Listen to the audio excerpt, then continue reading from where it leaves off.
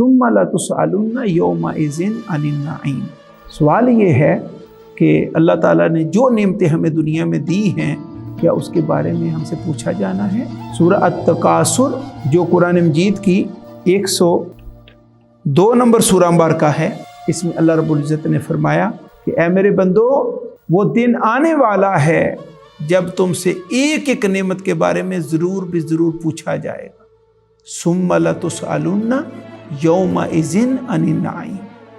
تو گویا اہل ایمان کو قرآن مجید کے ذریعے باخبر کر دیا گیا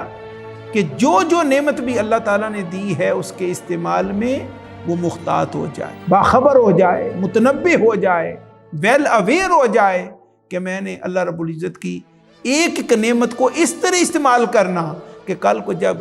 میرا مالک مجھ سے پوچھے، میرا رب مجھ سے پوچھے، میرا محبوب مجھ سے پوچھے کہ میرے بندے یہ نعمت میں نے تمہیں دی تھی، تو نے اس کے ساتھ کیا کیا، تو بندہ آگے سے کہہ سکے، عرض کر سکے کہ رب کریم تو نے یہ نعمت دی تو میں نے تیرے راستے میں لگا، تیری اطاعت اور فرما برداری میں لگا۔ کوئی ایسی صورتحال وہاں نہ بن جائے کہ بندے کا مواخذہ ہو اور کہیں دوزخ میں جانا اور عذاب کا شکار ہونا نہ بن جائے۔ اللہ رب العزت ہمیں اللہ تعالیٰ کی نعمتوں کو اس طرح استعمال میں لانے کی توفیق عطا فرمائے کہ ہمارا مقصود، مطلوب اور محبوب اللہ رب العزت کی ذات اقدس، اس کی رضا، حضور علیہ الصلوۃ والسلام کی محبت اور آپ کی اطاعت اور فرما برداری، ادب اور محبت ہو۔